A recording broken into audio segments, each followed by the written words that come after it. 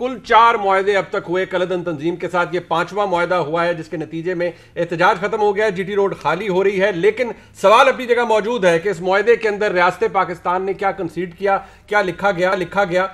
और मुफ्ती मुनीबर रहमान साहब जो फरमा रहे हैं वो हमारे सामने है। उनके मुताबिक तो ये कि एक हफ्ते के अंदर जो कलदम का लफ्ज़ है वो इस तंजीम के साथ से हट जाएगा। सवाल ये भी है रियासत पाकिस्तान के अंदर रहने वाले पाकिस्तानियों का कि इस तंजीम ने पिछले कुछ अरसे के अंदर जो भी कुछ किया है पाकिस्तान के शहरियों के साथ, पाकिस्तान की निजी और सरकारी अमलाक के साथ, पुलिस वालों के साथ, उन जानों के साथ जो कि नाहक ज़ाया हुई, वो पुलिस वाले जो कि 5 के करीब शहीद हो गए इस पूरे मामले में, बहुत से ऐसे हैं जिनको मेजर इंजरीज हैं, अभी भी अस्पतालों में पड़े हुए हैं, वो भी सवाल पूछ रहे हैं रियासत पाकिस्तान से कि अगर मुआहदा कर ही लिया है तो उस मुआहदे के बारे में बता ही दीजिए। जब मैं 4 मुआहदों की बात करता हूं तो ये हमारे सामने मौजूद हैं जिनको आप देख सकते हैं, पढ़ सकते हैं, एनालाइज कर सकते हैं। इस मुआहदे के बारे में कुछ पता नहीं है। यहां तक कि वफाकी वज़ीर इत्तलात जनाब फवाद चौधरी साहब जो कि बड़ा प्रिंसिपल स्टांस लिए हुए थे सारे मामले के ऊपर, उनसे भी जब आज दोबारा पूछा गया तो उन्होंने कहा इस मामले पर शाह महमूद कुरैशी साहब ही बता सकते हैं कि क्या सिलसिला है और शायद मुनासिब वक्त आने पर बताया जाएगा कि क्या हो रहा है और क्या मामलात तय पाए हैं।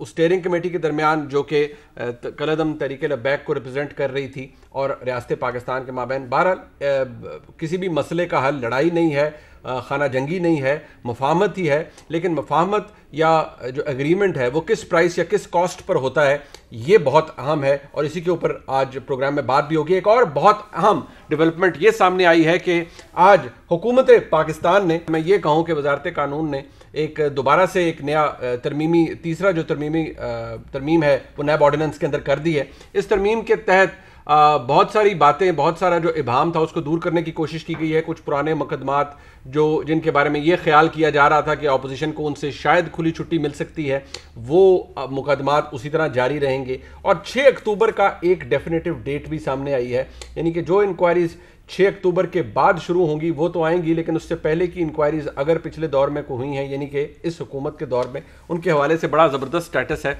उसी के ऊपर बात करेंगे। एक अहम बात ये कि शहबाज शरीफ साहब हों, मरीम नवाज शरीफ साहिबा हों, आसिफ जरदारी साहब हों, किसी के केसेस नैब के नरगे से बाहर नहीं जाएंगे, नैब के सामने ही रहेंगे और नैब ही उन्हें प्रोसिक्यूट करेगा। अपने मेहमानों का तारुफ करवा देते हैं। इस्लामाबाद स्टूडियो में मौजूद हैं मावन खसूसी वज़ीर-ए-आज़म पाकिस्तान जनाब अली नवाज अवान साहब, MNA हैं, बहुत शुक्रिया आपका। फ़ाद हुसैन साहब किसी तारुफ के मोहताज नहीं, मुल्क के मुमताज़ सहाफ़ी, फ़ाद साहब आपका शुक्रिया। मियाँ जावेद लतीफ़ साहब मरकज़ी रहनुमा है, पाकिस्तान मुस्लिम लीग नून के MNA हैं, लाहौर से हमें ज्वाइन करें। मियाँ साहब आपका भी बहुत शुक्रिया। सबसे पहले जारी बात है, अली नवाज अवान साहब हुकूमत की नुमाइंदगी कर रहे हैं, मुफ्ती मुनीबर रहमान साहब क्या फरमा रहे हैं, ज़रा लोगों को पता चल जाए। जारी बात है बहुत से लोग डायरेक्टली अफेक्ट हुए हैं इस एहतजाज से, ज़रा देख लीजिए मुफ्ती साहब क्या फरमा रहे हैं कि कलदम का जो लफ्ज़ है, जो स्टेटस है इस तहरीक लब्बैक का, उसको ख़त्म कर दिया जाएगा। क्या फरमा रहे हैं, सुनिए। चंद दिन की बात है कि आप एक कॉन्स्टिट्यूशनल लीगल पॉलिटिकल पार्टी की हैसियत से मैदान अमल में रूब अमल नजर आएंगे। ये कलदम, ये डिफंक्ट, ये बैंड, ये ममनू के अल्फाज आपके नाम से कट जाएंगे इंशाअल्लाह ताला, और इसको हम कबूल नहीं करेंगे। इस वक्त भी ये कलदम अलामती है, ये अदालत के ड्यू प्रोसेस से नहीं है, इसलिए इसके क्लियर होने में 1 हफ्ते का टाइम लग सकता है, लंबा मसला नहीं है। आपने मुफ्ती मुनीबर रहमान साहब को सुना। जब हुकूमत पाकिस्तान ने इन्हें कलदम करार दिया था अप्रैल 2021 में, तो इंसदाद दहशतगर्दी एक्ट 1997 के तहत सेक्शन 11B के तहत किया था। और जारी बात है रियासत के पास, हुकूमत पाकिस्तान के पास रीजंस होती है तभी किसी को कलदम करार देती है। बहुत सी बातें हैं अली नवाज अवान साहब, लेकिन सबसे पहले फर्स्ट इन द फोरमोस्ट अहम बात यह, लोग आपसे जानना चाहते हैं हुकूमत पाकिस्तान से कि वज़ीर-ए-आज़म का मौक़िफ़ बड़ा ज़बरदस्त आया, प्रिंसिपल्ड आया कि ना वो ब्लैकमेल होंगे, ना ही वो किसी गलत बात पर कंसीड करेंगे। हुकूमत की तर्जुमानी फवाद चौधरी साहब कर रहे हैं, उन्होंने भी बड़ा प्रिंसिपल्ड बात की। अब लोग ये पूछ रहे हैं कि बेचारे पुलिस वाले 5 शहीद हो गए, सरकारी निजी इमलाक को नुकसान पहुँचा, लोगों की ज़िंदगी अजीरन हो गई, तो ये जो सारा मुआहदा है ये मंजर आम पर क्यों नहीं आया? Sir I am not part of it. वो जो फवाद बात कर रहा है कि शाह महमूद कुरैशी साहब जो उस कमेटी के लोग हैं वो इसे अच्छी तरह बता सकते हैं, पर प्राइम मिनिस्टर का बड़ा स्टैंड क्लियर था और उन्हीं बेसिस के ऊपर मुज़ाकरात हुए हैं और एक लिमिट डिफाइन की गई थी कि इस लिमिट से आगे कोई भी, दोनों तरफ से, ये इस लिमिट से आगे कोई नहीं जाएगा। और मतलब इस तरह के जो लोग गिरफ्तार हैं, जो लोग पकड़े गए हैं, जैसे पुलिस वाले बेचारे शहीद हुए हैं, उनके कोई भी केसेस वापस नहीं लिए जाएंगे। उनके ऊपर प्रॉपर ट्रायल होगा, उनके ऊपर प्रॉपर, अगर वो अंदर है तो अंदर रहेंगे, जो नहीं है तो उनके हवाले किया जाए। और दूसरी तरफ जो कालात हो रही है, मैं एक बात खुद समझता हूँ, अदर देन मैं गवर्नमेंट नहीं, अपना पॉइंट ऑफ व्यू दे रहा हूँ कि देखें, आप हर जमात को, मेरा ख्याल है कि ये राइट है कि वो अब लोगों के पास जाए और लोग उसे चूज करें, उसके नुमाइंदे, जो भी उसका नजरिया है, जो भी उसका मंशूर है उसके तहत, ताकि वो लोग उस धारे के अंदर रहें।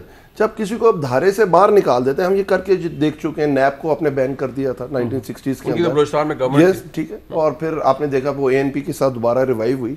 तो हमें ये मौका नहीं देना चाहिए कि लोग दूसरी तरफ शिद्दत पसंदी की तरफ जाएं, लोग किसी और तरीके से अपनी बात लोगों गवर्नमेंट को सुनाएं, या लोग इस तरह के एहतजाज करें जिससे आम लोगों की जिंदगी के अंदर मसले मसाइल पेश हैं, जो कि इन्होंने किया।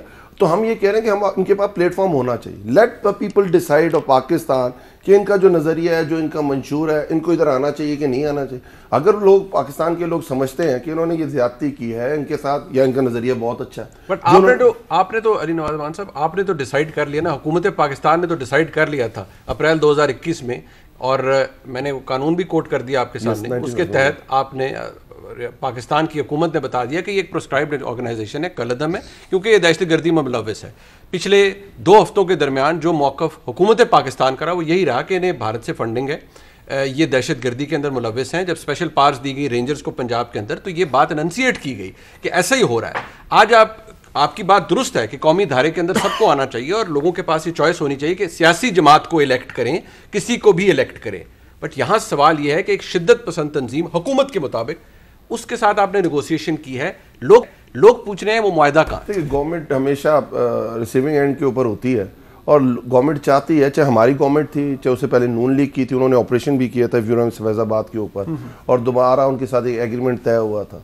अगर मैं उससे पीछे चला जाऊं तो सवात ऑपरेशन से पहले पीपल्स पार्टी की गवर्नमेंट थी, और निज़ामे नफाज़े, if I am not wrong, निज़ामे अदल रेगुलेशंस आई थी। सर आप लॉ के स्टूडेंट हैं, हमें तो थोड़ा बहुत अच्छा, निज़ामे अदल तरीके नफाज़ शरीयत मोहम्मदी, सूफी मोहम्मद साहब, 1990, तो वो अब तक वो तो लॉ बन गया था, इफ़ यू रिमेंबर। पर उसके बाद दोबारा जब ये देखें, गवर्नमेंट, हम लोग आम कोई भी गवर्नमेंट जो भी उस वक्त गवर्नमेंट के अंदर हो, वो यही चाहते हैं कि इस चीज़ को ख़त्म होना चाहिए, बातचीत के ज़रिए, मुज़ाकरात के ज़रिए मसले हल होने चाहिए। आम देखें, अब हमारे पास 2 तरफ है, एक तरफ पुलिस वाले शहीद हुए, अगर आप इदारे के साथ खड़े नहीं होंगे, इदारा तो कभी फिर सही तरह खड़े नहीं हो, पूछेंगे ना, हुकूमत से पूछेंगे ना। दूसरी तरफ वो भी वो लोग हैं, और वो जो नारा लगा रहे हैं, जो वो बात कर रहे हैं, सब आशिक़े रसूल हैं। तो इसके अंदर डिफरेंशिएट करना, इदारे के साथ भी खड़ा होना है, शिद्दत पसंदी भी नहीं होने देनी है, इस्लामाबाद तक मार्च भी नहीं होने देना है, उनको ये जलाओ गिराओ भी नहीं होने देना, जलाओ गिराओ भी नहीं देना। तो हम तो वो इंग्लिश का एक मुहावरा, वो इस पे caught between the rock and hard place है, डीप एंड द डेविल, ठीक है।